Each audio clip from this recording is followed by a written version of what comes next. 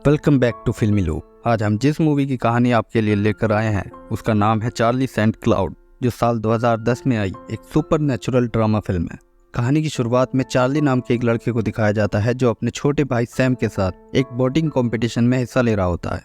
इस कंपटीशन में टेस कैरोल नाम की उसकी एक क्लासमेट भी हिस्सा ले रही होती है, जिसे देखकर लगता है कि वो चार्ली को पसंद करती है। चार्ली इस रेस में जीत जाता है और उसे स्टैनफोर्ड यूनिवर्सिटी की ओर से एक सेलिंग स्कॉलरशिप मिल जाती है। चार्ली का छोटा भाई सैम उसके बेहद करीब था। दोनों भाई आपस में बहुत प्यार करते थे और हमेशा एक दूसरे को छेड़कर मस्ती करते रहते थे। जब से उनके फादर उनकी मॉम के साथ उन्हें भी छोड़कर चले गए थे, तब से सैम के लिए उसका भाई और दोस्त सब कुछ चार्ली ही था।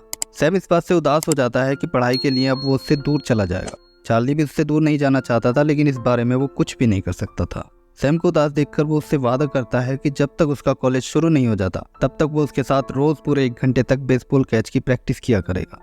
अब कॉलेज जाने से पहले चार्ली का अपने दोस्तों के साथ पार्टी करने का प्लान था, लेकिन उसकी मॉम को आज डबल शिफ्ट में काम पर जाना पड़ता है और वो चार्ली को घर पर ही रहकर सैम का ख्याल रखने के लिए कहकर अपने काम पर चली जाती है।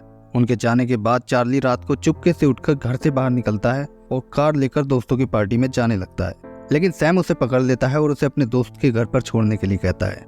आखिरकार चार्ली को उसकी बात माननी पड़ती है और वो उसे साथ लेकर कार चलाने लगता है। रास्ते में जब कार को हाईवे पर लेने के लिए चार्ली एक हल्का सा स्टॉप लेता है तो एक दूसरे कार वाले की गलती से उनकी कार का एक ट्रक के साथ भयानक एक्सीडेंट हो जाता है और उनकी कार सड़क पर काफी दूर तक पलटती चली जाती है। अब इसके बाद इमरजेंसी मेडिकल वैन के अंदर दिखाया जाता है कि कंप्यूटर स्क्रीन पर चार्ली की लाइफ लाइन बिल्कुल फ्लैट हो चुकी है, लेकिन एक पैरामेडिक अभी भी उसके पास से नहीं जाता और ऐसा लगता है जैसे उसे किसी चमत्कार की उम्मीद हो। तभी अचानक चार्ली होश में आ जाता है।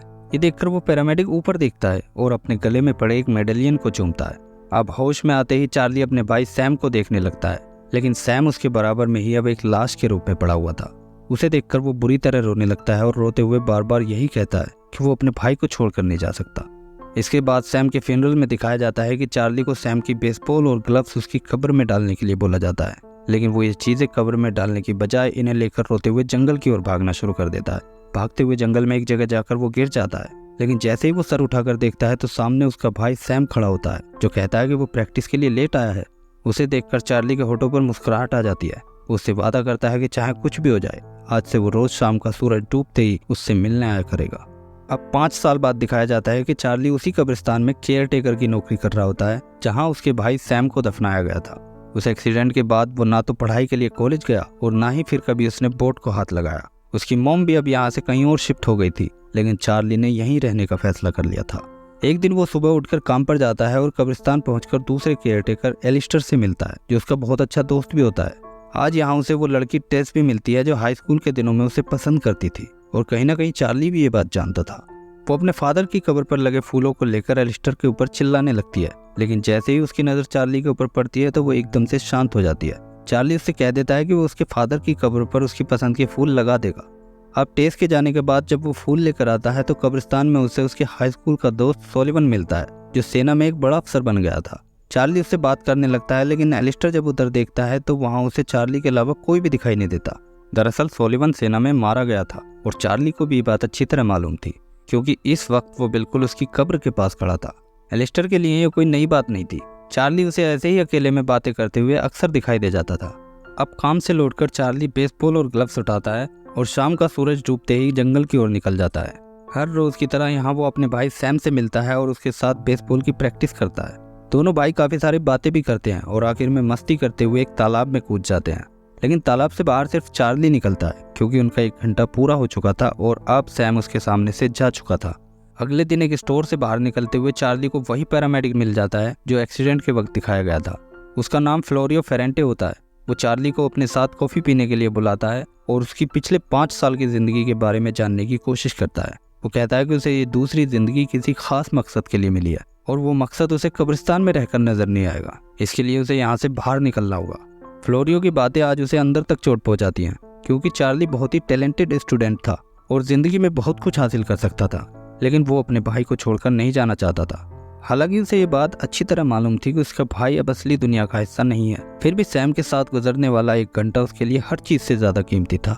अब वो हार्बर के पास से गुजरता है तो वहाँ उसे वही लड़की टेस कैरोल दिखाई देती है, जो अपनी बोट को एक बहुत बड़े कंपटीशन के लिए तैयार करने में लगी थी। इस कंपटीशन में हिस्सा लेना कभी चार्ली का भी सपना हुआ करता था। वो टेस के लिए खुश होता है और शाम को उसकी न्यूज़ वाली एक मैगजीन लेकर सैम से मिलने पहुंच जाता है। आज वो सैम से टेस के बारे में काफ़ी बातें करता है। रात को वो हार्बर जाता है और वहाँ खड़ी टेस की बोट की ड्राइंग बनाने लगता है। तभी वहाँ एलिस्टर आकर उसे अपने साथ अपनी एनिवर्सरी पार्टी में ले जाता है। यहाँ उसके हाई स्कूल के 2 क्लासमेट सबके सामने उसकी इंसल्ट करने लगते हैं। वो कहते हैं कि बोटिंग कंपटीशन में हमेशा फर्स्ट आने वाला चार्ली आज भी वहीं का वहीं है। चार्ली को इस बात पे गुस्सा आ जाता है और वो उनमें से एक को जोर का मुक्का मारकर पार्टी से बाहर निकल जाता है। अब चार्ली फिर से हार्बर जाता है और वहाँ खड़ी टेस की बोट के पास खड़ा होकर अपने पुराने दिनों को याद करने लगता है जब वो बोट चलाया करता था। अचानक बोट के अंदर से टेस बाहर निकल कर आ जाती है और हिम्मत करके आज वो दोनों बातें करने लगते हैं। चार्ली के हाथों में अपनी बोट की ड्राइंग देखकर आज वो समझ जाती है कि वो भी उसे पसंद करता है। इसके बाद वो उसकी रेस के लिए गुड लक कहकर वहाँ से चला जाता है।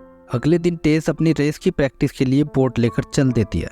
उसका कोच उसे तूफान का अलर्ट भी देता है लेकिन वो फिर भी नहीं रुकती। उसे लगता है कि यही सबसे अच्छा मौका है अपनी बोट को टेस्ट करने का और वो अपना कम्युनिकेशन डिवाइस बंद करके तूफान की डायरेक्शन में निकल जाती है।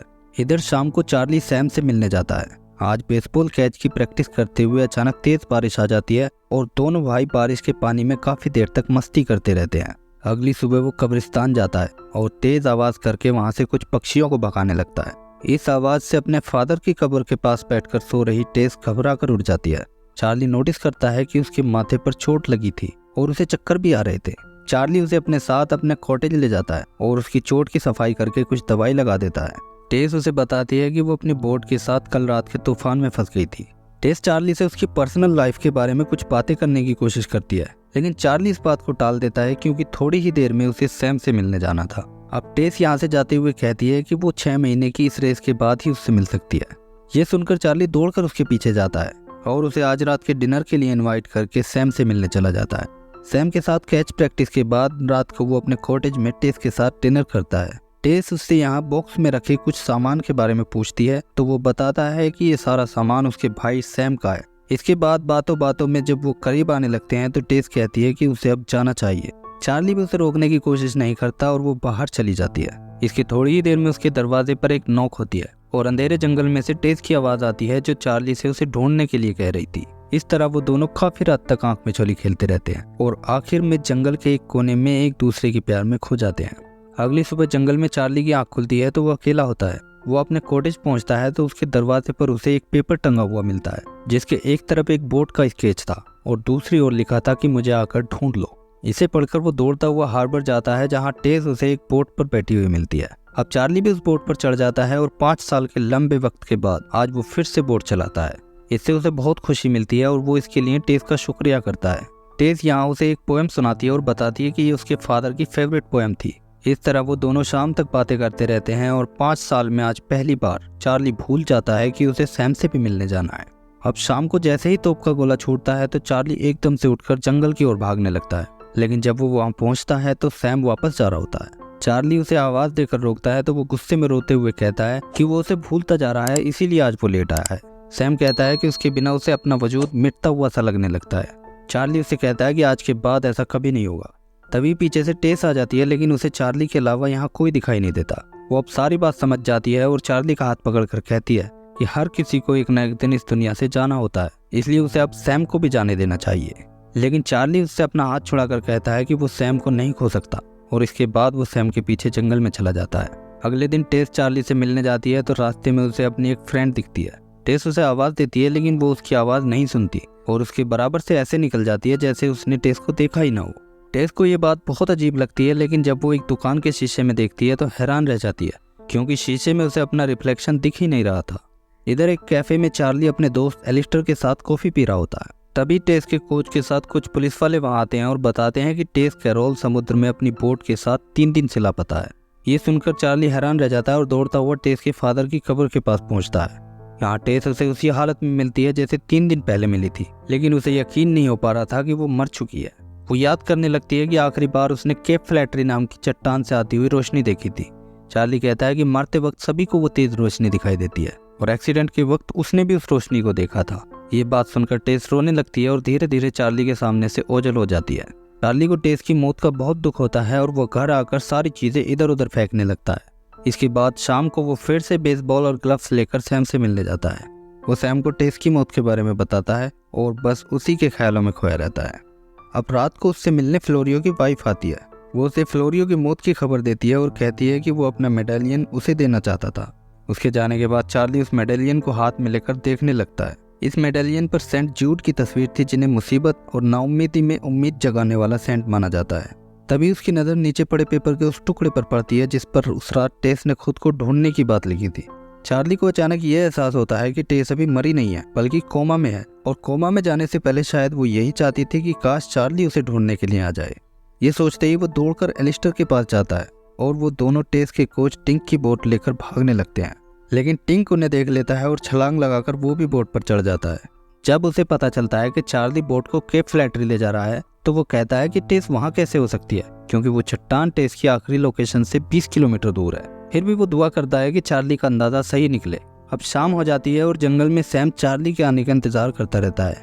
काफी इंतजार के बाद भी जब वो नहीं आता तो सैम आंखों में आंसू लिए हुए वहाँ से जाने लगता है। लेकिन यहाँ से निकलते ही उसे अपने सामने एक खूबसूरत दुनिया दिखने लगती है, जिसमें उसे चार्ली के साथ बिताया हर लम्हा बिल्कुल साफ दिख रहा था। वो खुश होता हुआ तेजी से उस ओर जाने लगता है और फिर एक तेज रोशनी के साथ गायब हो जाता है। इधर बोट के ऊपर चार्ली भी सैम को बहुत मिस कर रहा होता है। वो उसका नाम लेकर उससे माफी मांगता है कि तभी आसमान में उसे एक टूटता हुआ तारा दिखाई देता है। चार्ली को लगता है कि उसका भाई सैम टेस को ढूंढने में उसकी मदद कर रहा है। अब वो टिंक से बोट उसी जगह ले जाने के लिए कहता है जहाँ वो टूटता हुआ तारा गिरा था। टिंक को कुछ भी समझ में नहीं आता, लेकिन इस वक्त वो वही करता है जो चार्ली उससे करने के लिए कहता है। अब रात हो जाती है और दूर से उसे एक रोशनी दिखाई देती है जो केप फ्लैटरी चट्टान पर लगे लाइट हाउस की रोशनी थी। अब उसे टेस के जिंदा होने की उम्मीद और भी ज्यादा लगने लगती है, क्योंकि वो समझ गया था कि टेस ने आखिरी बार इसी रोशनी को देखा होगा, ना कि मौत के वक्त दिखने वाली रोशनी को। अब उस जगह पहुंचकर उन्हें टेस की बोट दिख जाती है जो एक चट्टान से टकराई हुई थी। लेकिन यहाँ समुद्र की लहरें बहुत तेज थी और पानी भी बहुत ठंडा था, इसलिए एलिस्टर चार्ली से मेडिकल हेल्प आने तक इंतजार करने के लिए कहता है। लेकिन चार्ली कहता है कि तब तक बहुत देर हो जाएगी। वो कहता है कि शायद उसे ये दूसरी जिंदगी इसीलिए मिली थी। इतना कहकर वो पानी में कूद जाता है, लेकिन जब बोट के अंदर उसे टेस नहीं मिलती तो फिर वो पानी से निकलकर चट्टान के ऊपर उसे ढूंढने लगता है और यहाँ उसे वो पड़ी हुई मिल जाती है। चार्ली देखता है कि उसका शरीर बिल्कुल ठंडा पड़ चुका था, लेकिन उसकी नब्ज अभी भी चल रही थी। इसलिए उसके शरीर को गर्म रखने के लिए वो तुरंत उसे अपने सीने से लगाकर तब तक पड़ा रहता है जब तक एक हेलीकॉप्टर मेडिकल हेल्प के साथ वहां नहीं पहुंच जाता। अब चार्ली को अस्पताल के बेड पर होश आता है। होश में आते ही वो एलिस्टर से टेस के बारे में पूछता है। एलिस्टर उसे बताता है कि वो जिंदा है और जल्दी ही बिल्कुल ठीक हो जाएगी। इसके बाद चार्ली बोट लेकर टेस से मिलने उसके घर जाता है। टेस उसे देखकर खुश हो जाती है और अपनी जिंदगी बचाने के लिए उसका शुक्रिया करती है। अब चार्ली उससे अपनी बोट पर उसे घुमाने के लिए कहता है, लेकिन वो उसके साथ जाने में झिझकने लगती है। वो कहती है कि जब से वो वापस आई है तब से उसे अजीब से सपने आते हैं जिनमें वो उसके साथ होती है। चार्ली कहता है कि वो सपने नहीं बल्कि उसकी यादें हैं। टेस को उसकी बात समझ में नहीं आती, लेकिन वो अचानक उस पोएट्री को पढ़ने लगता है जो उसे टेस ने ही सुनाई थी और ये भी बताया था कि ये उसकी डैड की पसंदीदा पोएट्री थी। चार्ली के मुंह से ये बातें सुनकर वो हैरान रह जाती है और अब वो उसके साथ उसकी बोट में घूमने के लिए चल देती है। इसके बाद शाम को चार्ली जंगल में उसी जगह पहुंच जाता है जहां सैम उससे मिला करता था। वो सैम का नाम लेकर अपना वादा तोड़ने के लिए उससे माफी मांगता है। सैम आज उसकी नजरों के सामने नहीं आता, लेकिन वो उसके पीछे से उससे कहता है कि उसके जाने में ही सबकी भलाई थी और यहाँ वो बिल्कुल ठीक है। चार्ली उससे वादा करता है कि वो दोनों हमेशा भाई ही रहेंगे। इस तरह वो अपने भाई को आखिरी विदाई देकर टेस के साथ वहां से चला जाता है। आखिर में दिखाया जाता है कि टेस और चार्ली अपने दोस्तों से मिलते हैं और पोर्ट लेकर दुनिया का चक्कर लगाने के लिए निकल जाते हैं। इसी के साथ ये मूवी एंड हो जाती है।